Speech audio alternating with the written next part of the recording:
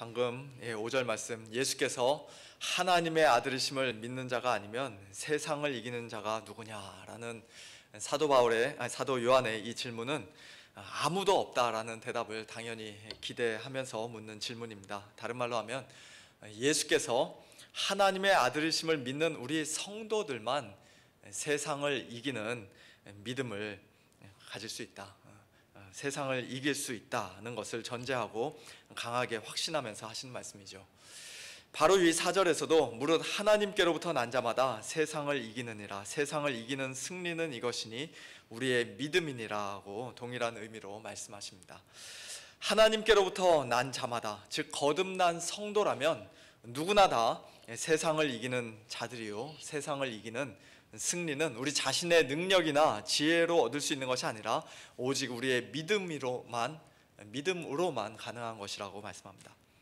우리가 넉넉히 이기느니라는 2021년 올 한 해 우리 교회의 표어에 따라 지난 주일에는 이 모든 일에 우리를 사랑하시는 이로 말미암아 그리스도의 사랑으로, 하나님의 사랑으로 우리가 넉넉히 이길 수 있다는 로마서 8장 37절 말씀을 살펴보았는데요. 오늘은 특별히 우리의 믿음으로 세상을 이긴다는 요한일서 5장 말씀을 살펴보고자 합니다.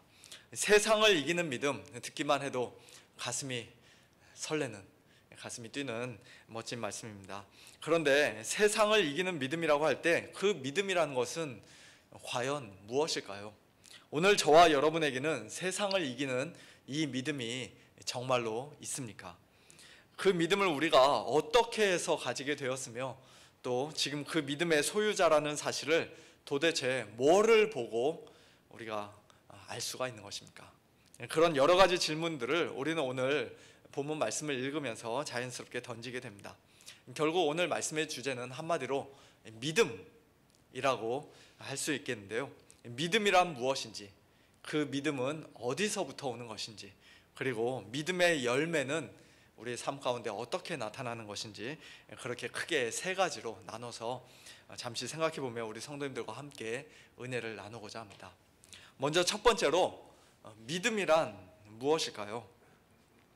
우리가 이미 다 잘 알고 있는 것처럼 세상을 이기는 믿음이라고 할 때 그 믿음은 나는 할 수 있다라는 강한 자기 확신이 아니죠. 모든 일이 결국에는 다 잘 될 것이라고 믿는 그런 막연한 기대나 자기를 세뇌시키는 긍정의 힘도 아닙니다. 유대교나 이슬람교처럼 단순히 유일신 하나님 또는 절대자 알라를 믿는 믿음도 아니며 야고보서 말씀처럼 하나님이 한 분이심을 믿는, 귀신들도 그것을 믿고 떤다고 하는 그런 종류의 믿음도 아닙니다. 세상을 이기는 이 믿음에는 어떤 구체적인 내용이 포함되어 있는데 그것은 바로 1절에서 말씀하시듯 예수께서 그리스도이심을 믿는 것입니다. 그리고 5절 말씀처럼 예수께서 하나님의 아들이심을 믿는 것입니다.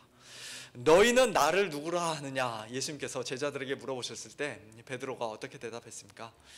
주는 그리스도시요 살아계신 하나님의 아들이시니이다 라고 대답했던 것처럼 예수님이 곧 그리스도, 메시아이시요 하나님의 아들이심을 믿는 믿음이 곧 예수님께서 칭찬하시고 기뻐하시는 참된 믿음입니다. 그래서 우리가 사도신경을 암송하며 신앙 고백을 할 때마다 빼놓지 않고 고백하는 것, 사도신경에서 가장 긴 분량을 차지하는 것이 바로 예수님에 대한 신앙 고백이죠. 그 외아들, 하나님의 외아들 우리 주 예수 그리스도를 믿사오니, 그렇게 시작해서 예수님의 동정녀 탄생, 예수님의 고난, 십자가에서의 죽으심, 장사되심, 부활과 승천, 그리고 마지막 날 다시 이 땅에 오셔서 우리를 심판하실 그와 같은 모든 것들을 우리가 구체적으로 사도신경에서 고백하고 있습니다. 그것이 사도신경의 핵심을 이루고 있어요. 즉 예수님이 누구신가, 어떤 분이신가에 대한 고백뿐만 아니라 예수님이 우리를 위해 무슨 일을 하셨는가, 그리고 더 나아가 지금 무슨 일을 하시고 또 앞으로 장차 어떤 일을 하실 것인가에 대한 고백까지 포함하는 그런 분명한 신앙 고백이 있어야 그것이 참된 믿음이라고 할 수 있습니다. 그러므로 나는 하나님은 믿는데 예수님은 아직 못 믿겠다 하시는 분은 죄송하지만 아직 참된 믿음, 세상을 이기는 믿음이 없는 것입니다. 예수님을 믿지 않으면은 이 참된 믿음이 있다고 할 수가 없는 것이에요. 또한 이 믿음은 예수님에 대한 몇 가지의 교리를 단순히 지적으로 이해하고 마음으로 동의하는 것에 그치는 그런 믿음이 아닙니다. 우리 믿음의 대상이 되시는 예수님께 우리 자신을 전폭적으로 내어 맡기고 온전히 신뢰하는, 전적으로 신뢰하는, 즉 우리의 의지적인 영역까지도 다 포함하는 것입니다. 지정의, 전인격적으로 예수님을 믿는 것이에요.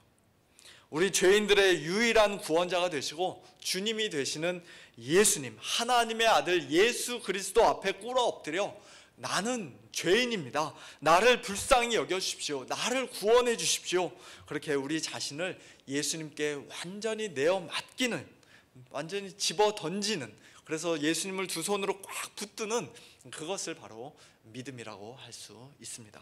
다른 식으로 표현하자면 예수님을 나의 구원자로, 내 인생의 주님으로 인정하고 받아들이며 영접하는 것이라고 할 수도 있겠죠.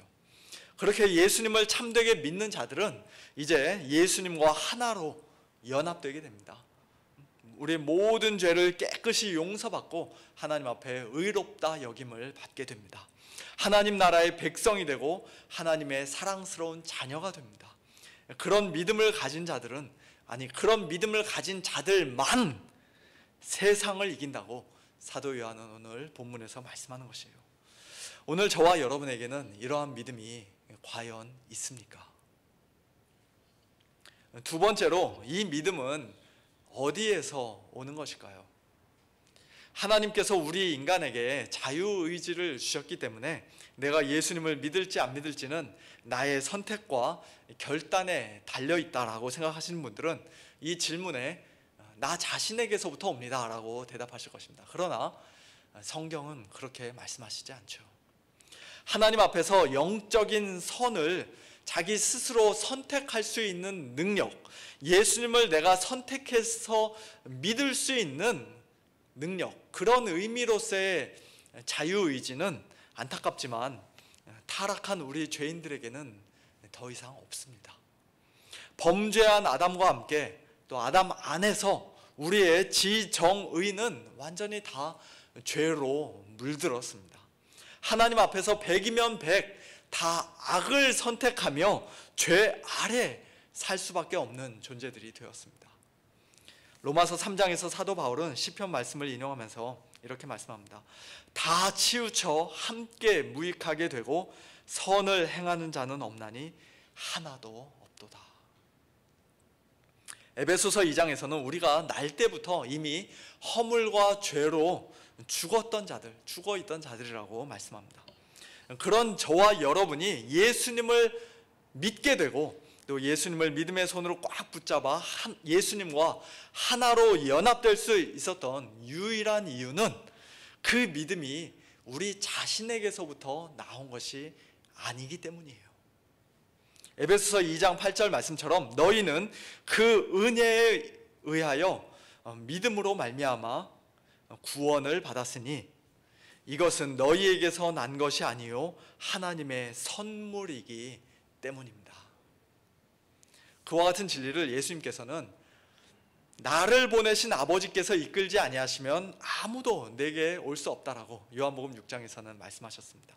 마치 우물 속 깊은 곳에 있는 물을 가득 담아서 사람이 끌어올려야 그 물동이가 올라올 수 있는 것처럼 또 물고기가 가득 잡힌 그 그물을 어부들이 끌어올려야 그 그물을 배 위로 끌어올릴 수 있는 것처럼 이미 허물과 죄로 죽어있던 저와 여러분을 하나님께서 끌어올리셔야, 이끄셔야 우리가 예수님께로 나아갈 수 있게 되고 예수님을 믿을 수 있게 된다는 말씀입니다. 오늘 본문 1절에서 사도 요한 역시도 동일한 진리를 말씀합니다. 예수께서 그리스도이심을 믿는 자마다 하나님께로부터 난 자니. 이 구절을 영어 성경으로 보면 그 의미가 좀 더 분명해지는데요. ESV 성경은 이렇게 번역했습니다. Everyone who believes that Jesus is the Christ has been born of God. 우리가 좀 주목해서 봐야 할 것은 동사의 시제입니다. 예수님을 믿는 것, believe 하는 것은 현재 시제로 되어 있지만 하나님께로부터 태어난 것은 has been born, 현재 완료 시제로 되어 있습니다. 헬라어 성경에도 똑같이 되어 있는데요. 무슨 뜻입니까? 과거 어느 한 시점에 우리가 하나님께로부터 태어났기 때문에 오늘 우리가 예수님을 믿는 자로 살 수 있다는 것이에요. 우리 자신의 선택과 결단으로, 지혜와 능력으로 우리가 예수님을 먼저 믿었기 때문에 그것을 보시고 하나님께서 우리를 새롭게 태어나게 하신 것이 아니라 오히려 그 정반대로 영적으로 죽어있던 우리를 하나님께서 먼저 주권적인 능력으로, 무조건적인 은혜로 낳아주시고 우리에게 새 생명을 주셨기 때문에, 거듭나게 하셨기 때문에 우리가 예수님을 믿게 된 것입니다. 그 순서가 얼마나 중요한지 모르겠어요. 요한복음 1장 12절, 너무나도 유명한 구절이죠. 영접하는 자, 곧 그 이름을 믿는 자들에게는 하나님의 자녀가 되는 권세를 주셨으니. 영접하는 자, 예수님의 이름을 믿는 자들은 하나님의 자녀가 되는 권세를 얻습니다. 아멘입니다. 우리가 전도할 때도 많이 사용하는 구절입니다.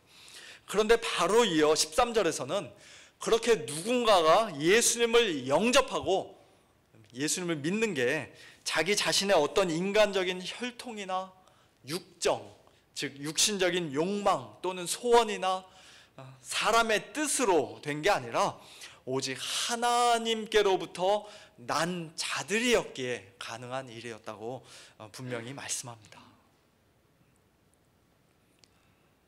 그러므로 저와 여러분이 지금 이 시간 예수님을 참되게 믿고 있다면 우리는 과거에 이미 하나님께로부터 난 자들입니다. 더 나아가 우리는 창세 전에 그리스도 안에서 하나님께 택함을 받은 자들입니다. 모든 것이 다 하나님의 은혜요, 선물이에요. 우리 자신에게는 자랑할 것이 단 하나도 없습니다. 물론 그렇다고 해서 우리가 다른 사람들에게 전도하는 것이 아무 소용없다는 뜻은 아니죠. 우리는 주위 사람들에게, 불신자들에게 예수님 믿으세요 라고 말하며 그들에게 부지런히 복음을 전해야 합니다. 복음을 듣고 스스로 예수님을 믿을 수 있는 능력이 그들에게 있어서가 아니라 복음을 통해 하나님께서 그들을 거듭나게 하시고 또 그들에게 믿음 주실 것을 우리가 기대하기 때문입니다. 예수님이 사랑하시던 나사로가 죽은 후 4일 동안이나 무덤 속에 있었지만 그런 나사로를 향해 나사로야 나오라! 예수님께서 큰 소리로 말씀하셨을 때 그에게 생명이 들어가고 그가 그 말씀에 순종하여 무덤에서 걸어 나왔던 것처럼 영적으로 죽은 자의 귀에 하나님의 말씀이 들리고 예수 그리스도의 복음이 선포될 때 하나님께서는 그 말씀으로, 베드로전서 1장 말씀에 의하면 살아있고 항상 있는 하나님의 말씀으로, 복음으로 그를 거듭나게 하십니다. 로마서 10장 17절 말씀처럼 믿음은 그리스도의 말씀, 즉 복음을 들음으로 생겨나는 것이에요. 그 말씀과 더불어서 성령님께서 사람들 마음 안에 역사하셔서 참된 믿음을 만들어 주십니다.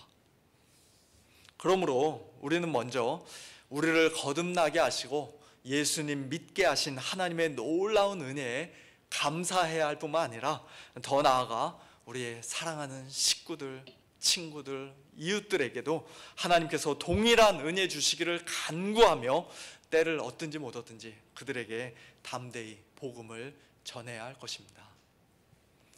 세 번째로 이와 같은 참된 믿음, 세상을 이기는 믿음이 지금 나에게 있는가 없는가는 그 열매로 알 수 있습니다. 야고보서에서도 강조하여 말씀하시는 것처럼 내가 믿는다고 그저 입으로 말만 하는 것으로는 충분하지 않습니다. 말로서는 도저히 증명할 수가 없어요. 그에 합당한 열매가 나타나야 합니다. 야고보서에서는 그 열매를 행함이라는 말로 표현을 했는데요. 오늘 본문에서 사도 요한은 크게 두 가지 열매를 말씀합니다. 첫 번째는 사랑, 즉 하나님을 사랑하는 것과 형제를 사랑하는 것이요, 두 번째는 순종, 즉 하나님의 계명들을 지키는 것입니다.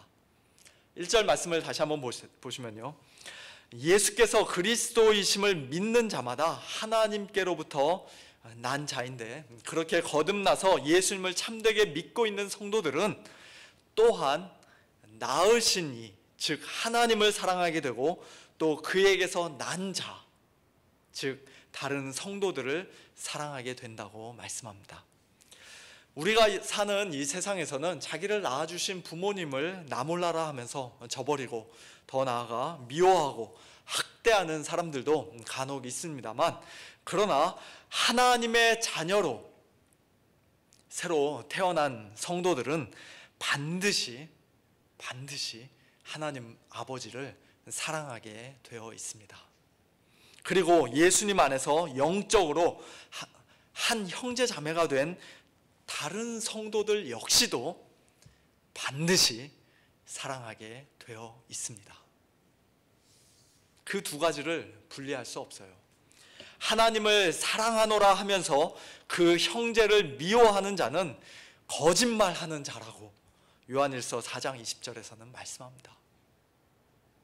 왜냐하면 당장 자기 눈앞에 있는 형제를 사랑하지 않는 자가 자기 눈에 보이지도 않는 하나님을 사랑할 리가 없기 때문이죠. 사랑할 수 없다는 것입니다.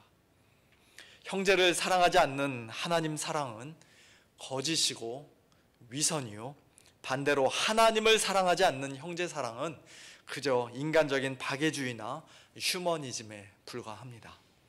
하나님 사랑과 형제 사랑, 그 둘은 참된 믿음의 열매로서 항상 함께 가는 것이에요. 그러므로 우리가 형제를, 특별히 한 교회 안에서 같이 신앙생활하는 어느 성도를, 어느 누군가를 미워한다는 것이 얼마나 심각한 일인지 우리는 다시 한번 깊이 생각해 보아야 합니다. 무슨 일로 인해 또는 어떤 말로 인해 잠깐 서운한 마음이 들 수는 있어요. 실망하거나 상처를 받을 수도 있습니다.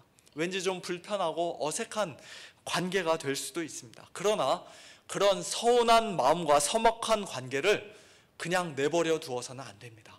너무 오래 지속되도록 그냥 방치해 둬서는 안 됩니다. 더 나아가 그 사람을 미워하는 마음, 증오하는 마음으로까지 발전하게 해서는 안 됩니다.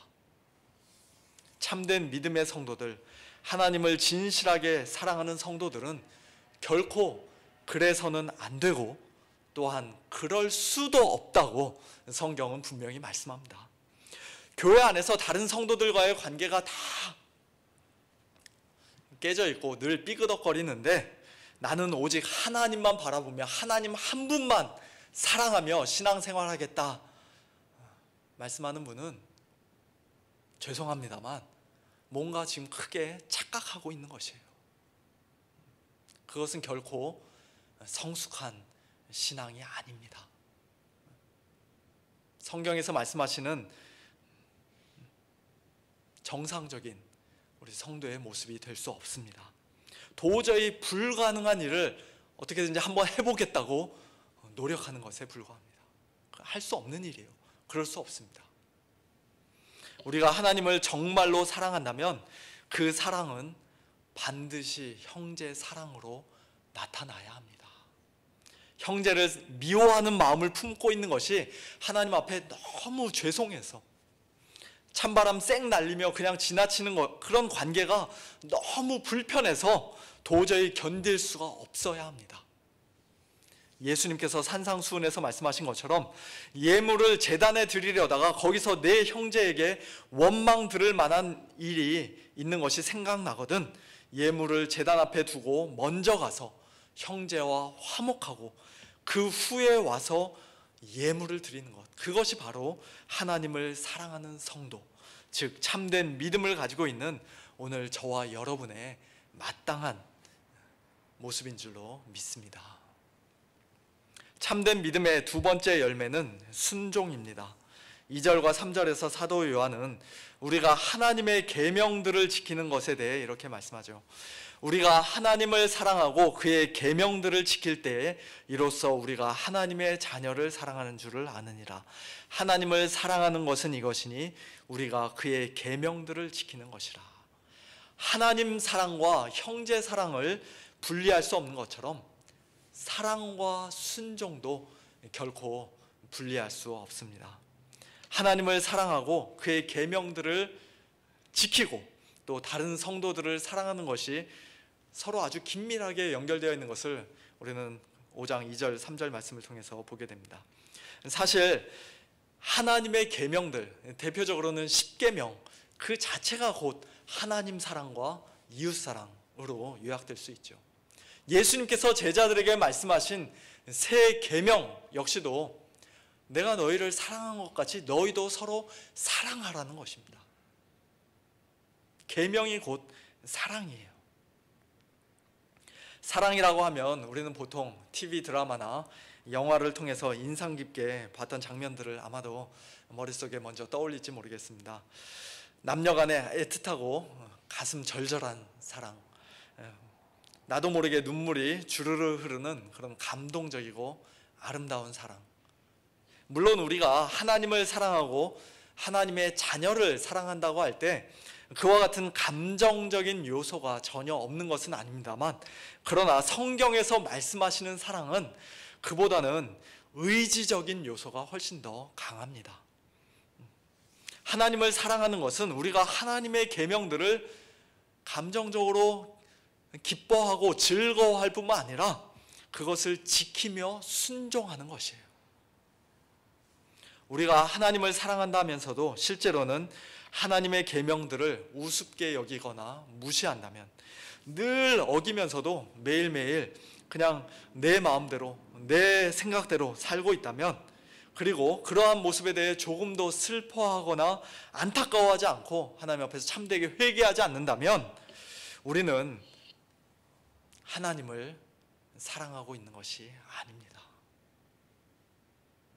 요한복음 14장에서 예수님께서도 너희가 나를 사랑하면 나의 계명을 지키리라. 나의 계명을 가지고 지키는 자라야 나를 사랑하는 자다. 사람이 나를 사랑하면 내 말을 지킬 것이고 나를 사랑하지 아니하는 자는 내 말을 지키지 않는다고 말씀하셨습니다. 그렇습니다. 사랑하면 순종하게 되어 있습니다. 그것도 억지로가 아니라, 위선적으로가 아니라 자원함으로, 즐거이, 참으로 순종하게 되어 있습니다. 무겁게 느끼지 않고 짐짝으로 여기지 않고 가벼운 마음으로 하나님 은혜에 감사하면서 기뻐하면서 순종하게 되어 있습니다. 그래서 사도 요한은 하나님의 계명들은 무거운 것이 아니라고 오늘 본문 3절 후반부에서 말씀하고 있는 것이에요. 제가 결혼하기 전에 저는 서울에 살았고 제 아내는 인천에 살았는데요.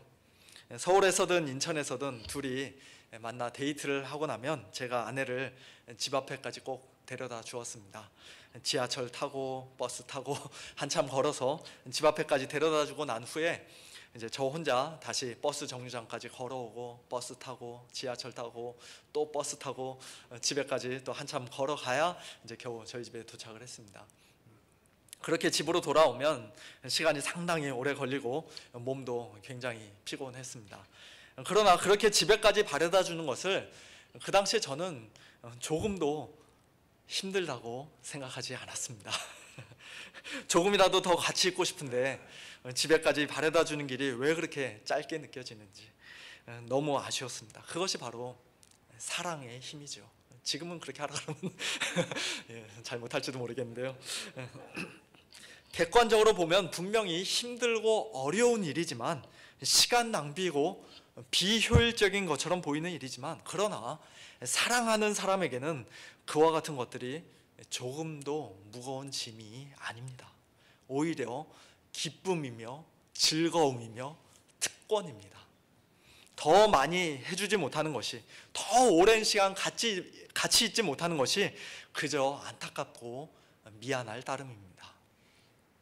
하나님의 계명들을 지키는 것도 마치 그와 같다고 할 수 있습니다. 우리 마음에 하나님의 사랑이 부어지고 예수 그리스도를 믿는 믿음이 생겨나고, 그래서 하나님을 향한 사랑이 생겨나면 이제 하나님의 계명들이 무거운 짐으로 우리를 옴짝달싹 못하게 얽어매는 족쇄로 느껴지지 않습니다. 하나님의 계명들을 지키고 하나님을 기쁘시게 해드리는 것이 이제 우리의 기쁨과 소원과 특권으로 여겨집니다. 오늘 저와 여러분은 과연 어떻습니까? 하나님의 계명들을 여전히 무겁고 부담스러운 짐으로 여기며 끙끙대고 있습니까? 왜 이렇게 어려운 일, 불가능한 일을 명하셨냐고 하나님께 원망하며 불평하고 있습니까? 하나님의 계명들에는 조금도 신경 쓰지 않고 여전히 내가 원하는 대로, 내 생각대로, 내 마음대로 고집하며 살고 있습니까? 아니면 언제부터인가 하나님을 사랑하고 하나님의 자녀를 사랑하며 하나님의 계명들 순종하는 일을, 물론 100% 완전하게는 못하지만 그래도 진실하게 사랑하고 참되게 순종하는 그 일을 우리의 큰 기쁨으로 여기고 있습니까? 바로 그것이 오늘 우리의 믿음이 어떠한지를 나타내 보여주는 믿음의 열매입니다. 이처럼 먼저 하나님께로부터 태어나고 예수님을 그리스도로, 하나님의 아들로 참되게 믿는 자들은 또한 그 믿음으로 사랑과 순종의 열매를 조금씩 더 풍성히 맺어가며 사는 우리 성도들은 세상을 이기는 자들이라고 오늘 본문 4절과 5절에서는 말씀합니다. 무릇 하나님께로부터 난 자마다 세상을 이기느니라.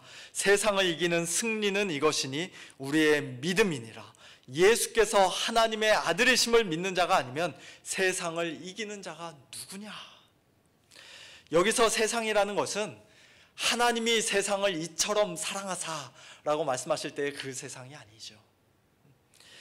하나님의 사랑과 긍휼의 대상인 그런 세상이 아니라 하나님을 미워하고 하나님을 대적하는 세상입니다. 우리 성도들로 하여금 하나님을 사랑하지 못하게 하고 형제를 사랑하지 못하게 하며 하나님께 순종하지 못하도록 가로막는 그 모든 것이 곧 세상입니다. 우리는 하나님께 속하였지만 온 세상은 악한 자 안에 처해 있다고 사도 요한은 요한일서 5장에서 말씀합니다. 우리는 이 세상이나 세상에 있는 것들을 사랑해서는 안 되며 누구든지 세상을 사랑하면 아버지의 사랑이 그 안에 있지 않다고 요한일서 2장에서도 말씀합니다. 그러한 세상은 우리 바깥에 있는 것일 뿐만 아니라 심지어는 우리 안에도 얼마든지 있을 수 있습니다. 세상에 있는 모든 것이 육신의 정욕과 안목의 정욕과 이생의 자랑이니 다 아버지께로부터 온 것이 아니요 세상으로부터 온 것이기 때문에 우리가 소위 이 세상을 떠나 저 깊은 산속에 들어가 혼자 산다고 해도 세상은 여전히 우리 곁에, 우리 안에 있을 수 있습니다. 만일 우리가 지금 현재 소유하지 못하고 있는 것에 대해서 육신의 정욕 또는 안목의 정욕을 가진다면, 또 반대로 현재 우리가 소유하고 있는 것에 대해서 자랑한다면 우리는 세상과의 싸움에서 지고 있는 것이에요. 그런 것들을 생각해 볼 때 우리가 세상과의 싸움에서 정말로 이기는 자들인가? 솔직히 자신이 없어집니다. 우리가 이 세상을 어떻게 이길 수 있겠습니까? 그러나 그럼에도 불구하고 우리가 세상을 이기는 자들이 될 수 있는 이유는 우리 믿음의 주요 온전하게 하시는 이인 예수님께서 그 싸움에서 이미 승리하셨기 때문입니다. 우리의 믿음 그 자체가 어떤 대단한 힘과 능력이 있어서 우리가 세상을 이기는 것이 아니라 우리의 믿음의 대상이신 예수 그리스도께서, 하나님의 아들이신 예수 그리스도께서 이미 세상을 이기셨기에 예수님을 믿는 우리 역시도 예수님과 함께 예수님 안에서 이 세상을 이기는 자들이 된 것입니다. 예수님께서 세상을 어떻게 이기셨습니까? 이 세상이 주는 모든 달콤한 유혹과 시험을 단호히 거절하시고 하나님의 모든 계명들을 완전히 즐거이 끝까지 순종하심으로써, 또한 죄인들을 위해 십자가에 피 흘려 죽으시고 3일 만에 다시 살아나심으로써 예수님은 이 세상을 이기셨습니다. 이 세상 임금인 사탄 마귀와 그를 따르는 악한 영들을 완전히 무장해제시키시고 마귀를 하늘에서 내쫓으심으로써, 또한 우리를 세상의 종노릇하던 데서 마귀의 소나기에서 건져내 주심으로써 예수님은 세상을 이기셨습니다. 그렇게 세상을 이기신 예수님께서 우리에게 말씀하십니다. 세상에서는 너희가 환난을 당하나 담대하라, 내가 세상을 이겼노라.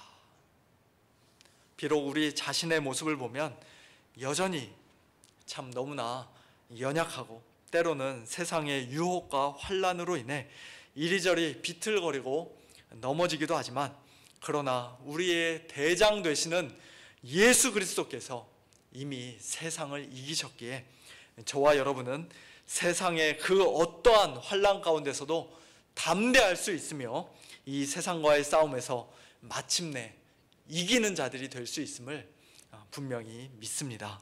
이러한 확신 가지고, 세상을 이기는 믿음 가지고 2021년 올 한 해 모든 일에 넉넉히 이기는 복된 저와 여러분들 다 될 수 있기를 우리 주님의 이름으로 간절히 축원합니다. 함께 기도하겠습니다. 하나님 아버지, 감사합니다. 저희가 하나님께로부터 난 자들이 되고 또 예수님을 믿는 자들이 되며 사랑과 순종의 열매를 맺는 가운데 이 세상과도 싸워 이기는 그와 같은 자들이 된 그 모든 것들이 다 오직 하나님의 은혜요, 선물임을 이 시간 다시 한번 고백하며 하나님께 모든 찬양과 영광과 감사를 올려드립니다.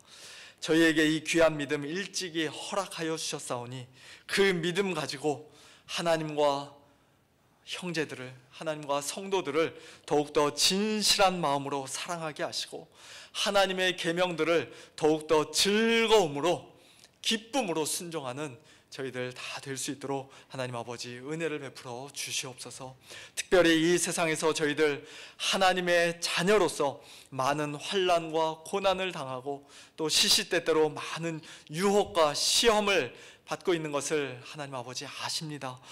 저희들의 그와 같은 연약함을, 저희들의 참 무능함을 주님 불쌍히 여겨 주셔서 저희들을 도와주시고, 그때에도 역시 믿음으로 하나님의 아들 예수 그리스도를 믿는 참된 믿음으로 이 세상을 넉넉히 이기는 저희 모두가 될 수 있도록 하나님 아버지 크신 은혜를 베풀어 주시옵소서. 감사드리며 살아계신 우리 주 예수 그리스도의 이름으로 기도하옵나이다.